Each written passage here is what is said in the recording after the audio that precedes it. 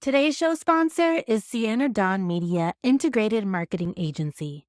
Sienna Dawn Media is more than just a marketing agency. They're your partners in progress. Their mission is simple: to alleviate marketing bandwidth, allowing creative business owners to focus on what they set out to do: create. Sienna Dawn Media empowers creatives to thrive without the burden of managing their own social media and marketing campaigns. So if you're ready to set sail toward new horizons, let Sienna Dawn Media chart the course and steer your business toward success. Visit siennadawnmedia.com. Blah, blah, blah, blah.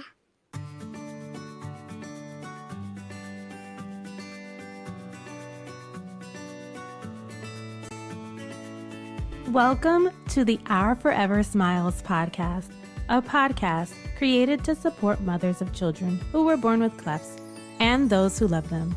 I'm your host, Laura Arroyo, and I'm also a mother of a daughter who was born with a surprise cleft palate. I know the challenges you face every day. Whether you have just learned the difficult news of your baby's cleft lip or palate, you're in the midst of pre-op or post-op, or you're an OG cleft mom, this podcast is for you. In a weekly conversation, we will talk about everything from feeding and speech therapy to surgery and school. We'll share tips from guest experts and advocates, and even share a little joy in the process. You can listen to Our Forever Smiles wherever you listen to podcasts. Don't forget to subscribe and stay tuned.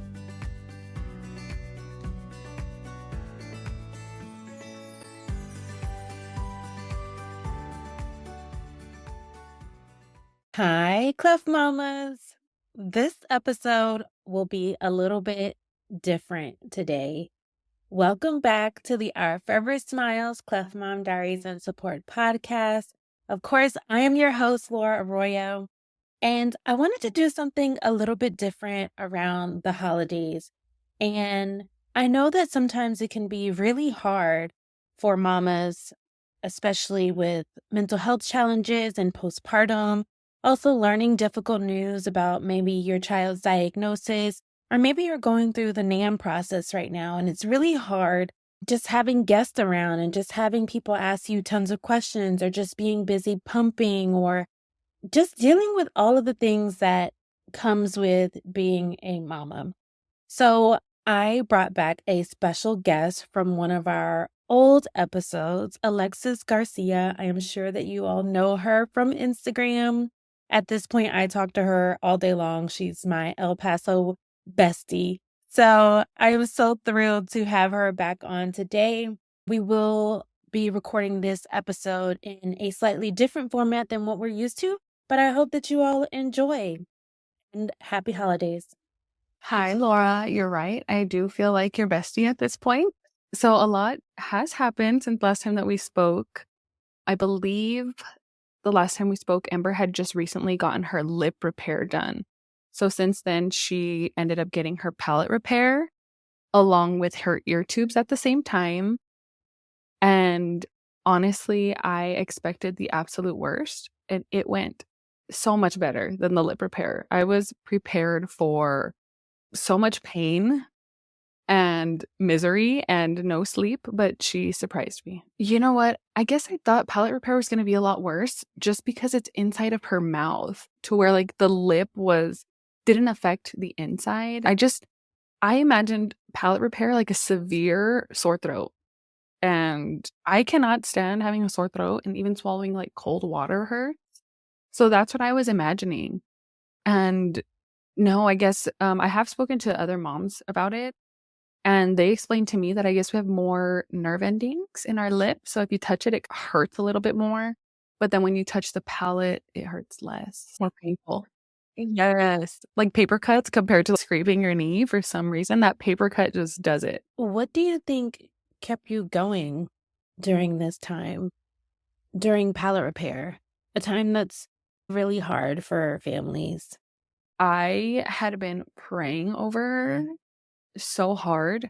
And the night before palate repair, I was listening to a teaching, and the guy who was giving the teaching, he mentioned, and I was watching like a rebroadcast. So this was recorded a while back. And he said, you know what? There's somebody praying for a cleft palate. I still get chills talking about it. And I genuinely thought I was going to go into the hospital and they were going to send her back, because that has been my prayer from day one. You know what, God, you can do anything. Fix this, please. That wasn't the case. But as soon as she came out, she cried a little bit, but she signed for her juice. We were fantastic. And everybody was so surprised with how she handled it. And all I could say was, it was God. And through our whole journey since pregnancy, that's the only thing that I can say is thank you to God, because he performed actual miracles on Ember. Thank you for sharing that update on Ember. I remember recently you posted something on your Instagram about a mother that you saw struggling, and you wanted to get responses from your followers on Instagram. Can you talk to us a little bit about what you saw? And I think that this discussion will lead us into how postpartum affects mothers differently and how people experience postpartum. Either they don't experience anything, or they may have depression, or they may have anxiety, or they may have rage or psychosis. And I think that it's really important to outline or to detail how this can show up in the world. Yeah. You know what? Here in El Paso, it was maybe about 50 degrees. So it was really cold and windy. And when I was at Walmart, I saw a mom that was only wearing a tank top and some like comfy little lounge pants. And her baby was in the cart with a little blanket in only a diaper, no socks, no shirt, nothing. Hello, everyone. Sorry to interrupt, but I need a little bit of help. If you're listening to this on the Apple Podcast app or YouTube, you may see a follow plus sign or subscribe button. If you are able to, it would mean the world to me if you could follow or subscribe. That's the best way to support this show. If you subscribe, I'm able to show it to potential guests or different brands. It helps to grow the show and reach more communities to continue building awareness about the cleft lip and palate journey on a global scale. Thank you so, so much. Back to the conversation. So I posted on Instagram and I asked some moms what they would do in that situation. And I reiterated the fact that I wanted to be careful with what I said, because I know a lot of moms deal with postpartum depression and rage. And sometimes what might be the bare minimum to us, which is getting dressed, putting on a sweater, is extremely difficult for others. After I asked the poll, now I know how to address it. But at the time, I just didn't want to step on anybody's toes. And when I looked in her cart, it seemed like she might have been starting over. So obviously I do not know the situation at all. But I did see some basic like bottles and socks. And that's all I saw. But it did look like she was starting from nothing. I did get some input, and some people were like, you should have offered to buy the baby a jacket. And which I agree to some extent. But like I said, she did have some items for the baby. And she was buying him or her breakfast at McDonald's. I didn't really know where to step in, but I did have a good friend. Her name is Mackenzie. And she said something which I think would be the best way to approach it. I'm going to go ahead and read it. She said, I would say something like, hi, mama, can I do anything to support you today? Just to start a conversation. And then her response to that question would show you a lot. If she's receptive, you could get into the baby not wearing clothes and it being cold, or her not wearing clothes and it being cold. If she responds really defensive, then I would just say, okay, and walk away. So we know that you have 3 beautiful children. Did you ever experience any postpartum depression or rage, psychosis, or anxiety?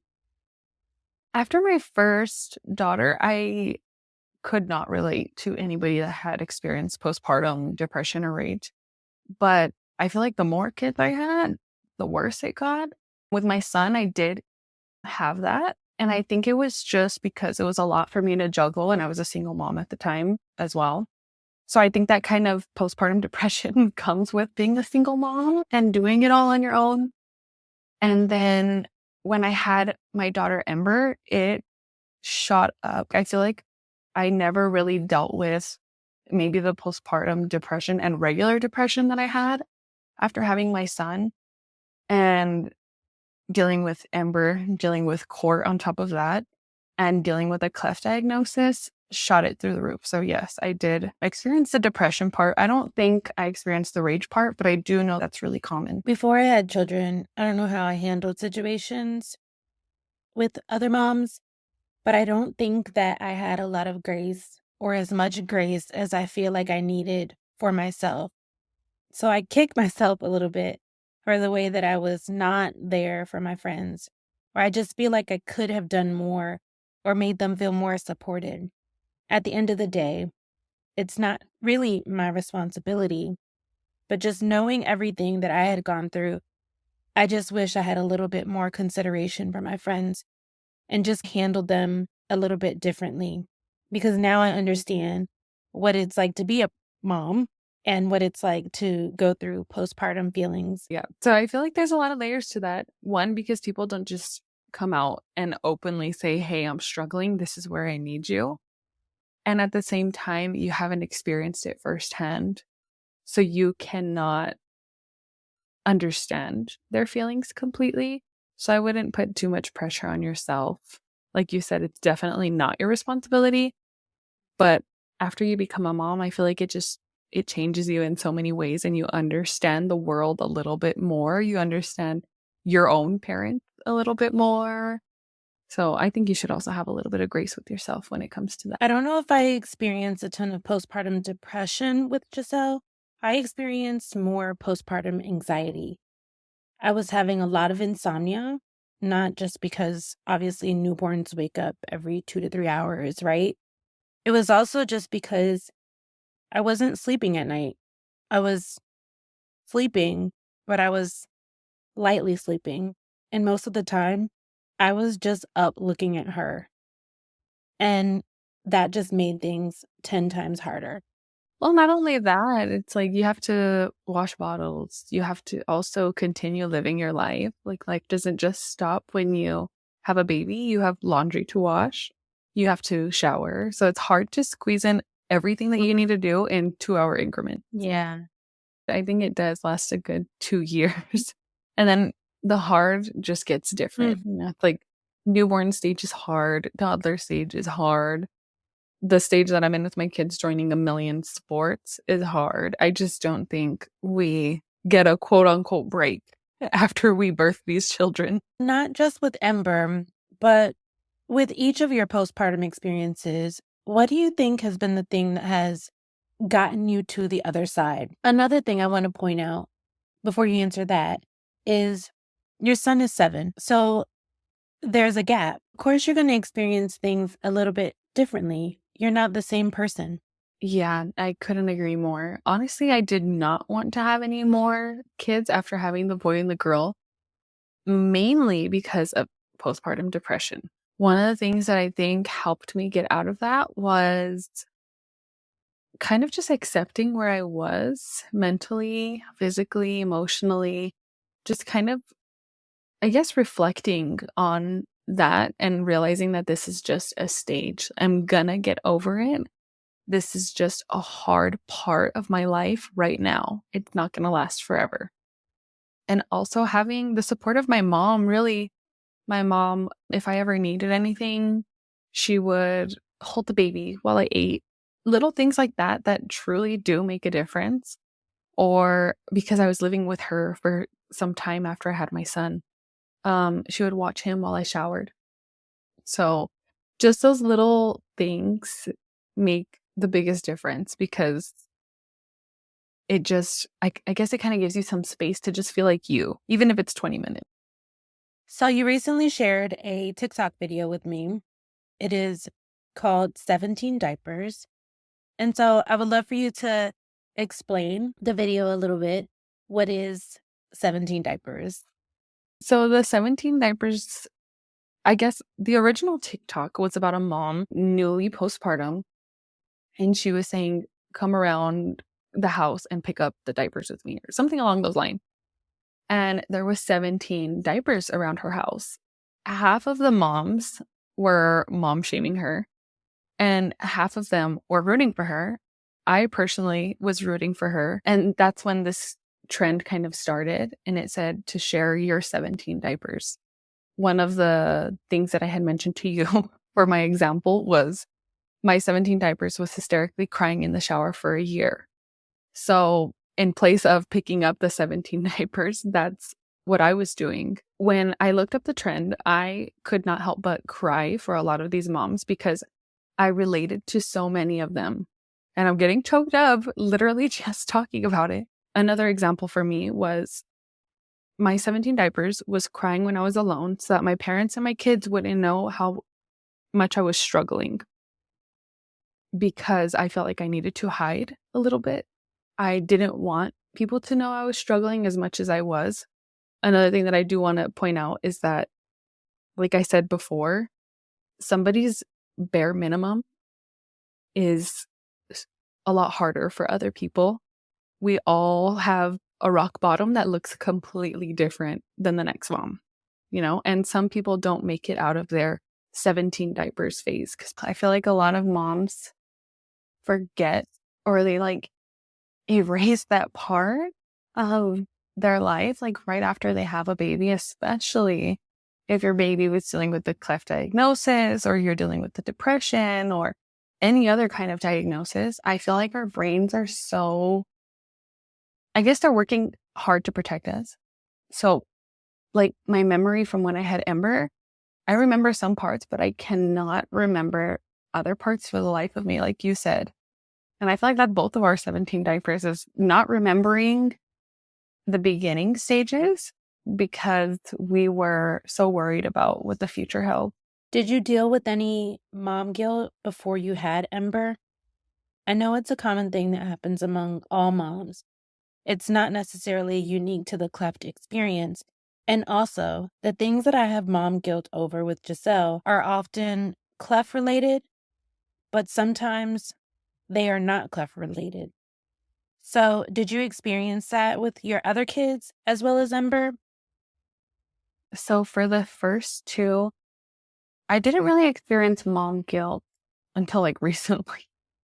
When you start comparing your kids to other kids, what other kids have, what your kids don't have, and stuff like that. So from a single mom perspective, I did experience mom guilt, but not until a little bit later. With Ember, I started experiencing mom guilt as soon as I found out I was pregnant with her, to be honest, because I knew I would be bringing her into a broken home.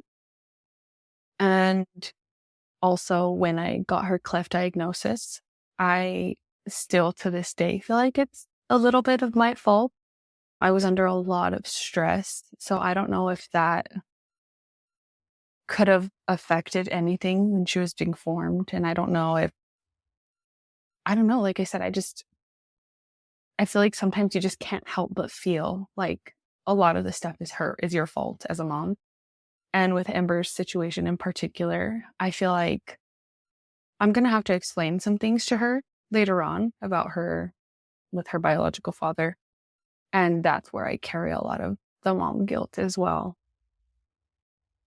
Do you consider yourself a blended family? Yeah, we are. Yeah, we're blended. I have a boyfriend with a 13-year-old daughter. And then we have 2 kids together. And then Ember she has a different biological dad. So you weren't with your boyfriend when we recorded previously. And so you rekindled a romance? Did it ever stop? Yeah, it definitely stopped. We absolutely hated each other. But I think when I was having Ember, I think when I had to explain the situation to both him and the kids, I think everybody just kind of had to step it up. And that's kind of and he saw that I was alone. He saw that I had this baby with this NAM device. And that's where he kind of started to step in, and I told him the whole situation, and he has taken on the role of dad for my Emmy. Yeah. Just in thinking back during that time that you were feeling stressed out about Ember's diagnosis, or just trying to convince yourself that it wasn't your fault, or that there was nothing that you could do, or you were trying your best. What do you remember during that time? On the convincing myself that it's not my fault topic, I wrote something and I wish I would have dated it. This was back when I was doing all the NAM and stuff with my Ember. This is called In the Strength of It All. Looking at my daughter, I'm so full of so many emotions.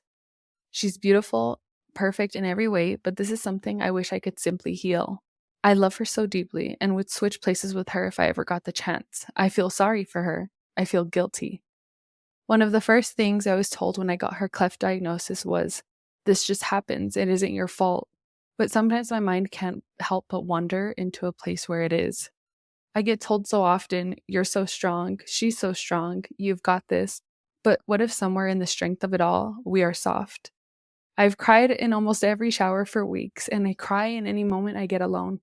I cried when she was born. I cried when she got her NAM, making bands, trying to pump. I cried when she got rashes from her NAM tapes. To and from appointments. Before surgery, during and after seeing her new smile. We've cried endless rivers together.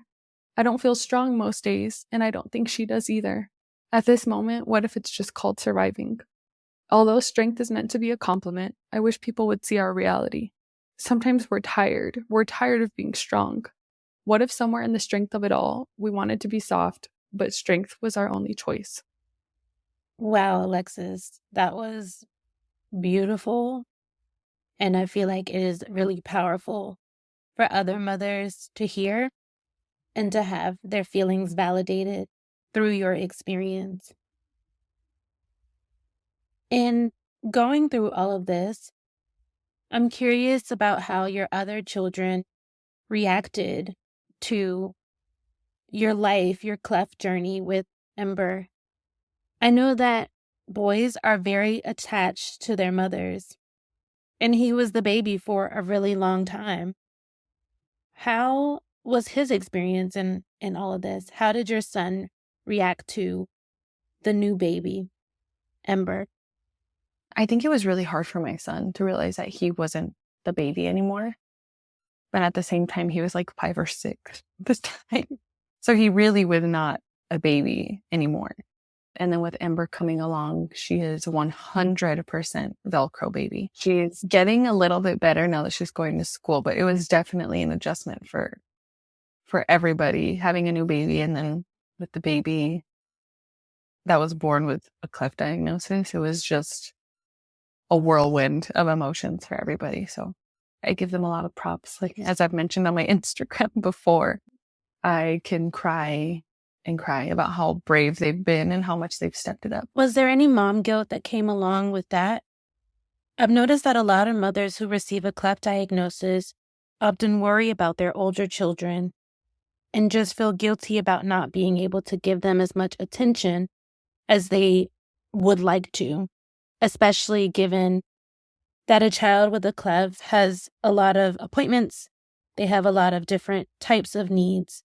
And so how did you experience this with your other 2 children? It was really, really hard. But I think the fact that I knew about Ember's diagnosis at about 21 weeks, I was able to kind of prep them for the year ahead and also enjoy our alone time a little bit more. And I would take them like on dates and explain to them like, "Hey, I really want to spend time with you guys. And like, let's go to the movies and let's go to eat before this baby comes, because I know that this year is going to be hard." So just being really like open with them, I think helped. And even now, I don't know if you saw my post the other day, we just had a day away from Ember and we bonded and we shopped, and just kind of keeping that relationship with the older kids and letting them know like, "Hey, like I'm here for you still. I know our year and a half, 2 years, has been really, really rough. And I've had to focus on Ember, but this is why, just kind of like explaining things to them at their level and then getting them to really grasp and understand, like, hey, this is what's needed and this is what we're going to do. And this is how I can still support you and how you guys can also support me while we go through this big change. Just keeping the relationship, like you said, tight with my older kid. Challenging, but doable.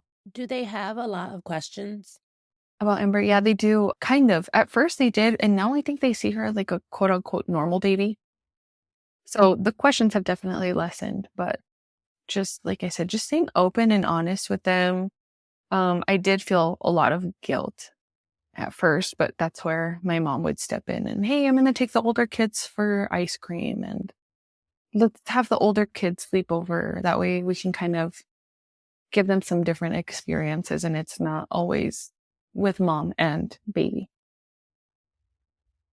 So I feel like we've talked a lot about our experiences with postpartum and some mom guilt. And so what I wanted to offer our audience today are some tips and things that we can do, or the things that works for us, especially during the holiday season that is coming up, and also just anyone that is having a baby right now during the holidays. Maybe you're listening to this just trying to pass time, or you're pumping, or you're making bands for the NAM. People are in all different stages, but I feel like for some reason, the cold weather coming in and the holidays kind of bring up different feelings for everyone. I know it does for me. Some people experience seasonal depression. What are some things that you've learned that have kept you sane during this time? And also just in general, in postpartum, what are some things that really helped you? Well, first off, I want to say that Walmart Plus is the way to go 100%. It's a game changer. That has helped me from pregnancy to this day because I don't have to worry about going to the store and grabbing everything I need and also buying unnecessary items. I order what I need for dinner or for the baby or for the kids and their school projects or whatever, and it comes straight to my door. This is not an ad, obviously. I'm not cool enough to make an ad, but it's affordable even for a single mom like me. It's $100 a year. You get free shipping on your groceries and whatever you need delivered to your door. And then it's also $50 a year if you get government assistance, like if your kids are on Medicaid, you have SNAP, or I don't really know the other government assistance programs that they have. But if you have any of those, you get it for $50 a year. And $50 to save my mental health is worth it. Like I said, I pay the $100 a year and I could not be more grateful for Walmart Plus because it has saved me in so many ways. That alone is my number one tip for moms or anybody, honestly. The second thing that I was going to say is that if you're not happy breastfeeding, don't feel guilty about it at all. I went through that and I feel like I put so much pressure on myself because I breastfed my other two kids for 14 months each.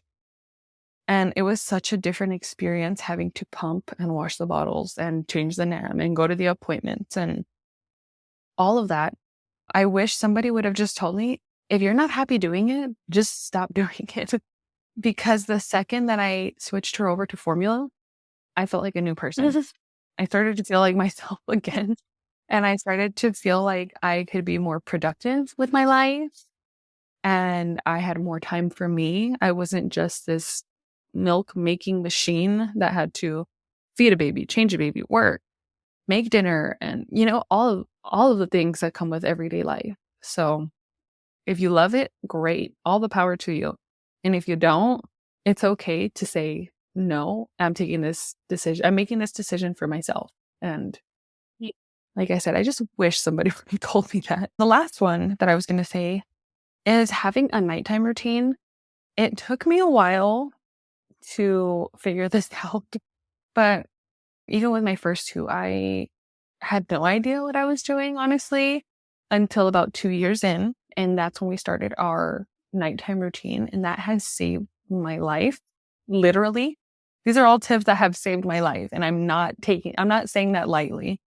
Doing the nighttime routine and having myself shower at night and cleaning at night and having my alone time, it really did it for me, because I feel like, again, after the chaos of the day, I was able to take my alone time and really reflect on my day and who I am as a person and what I like.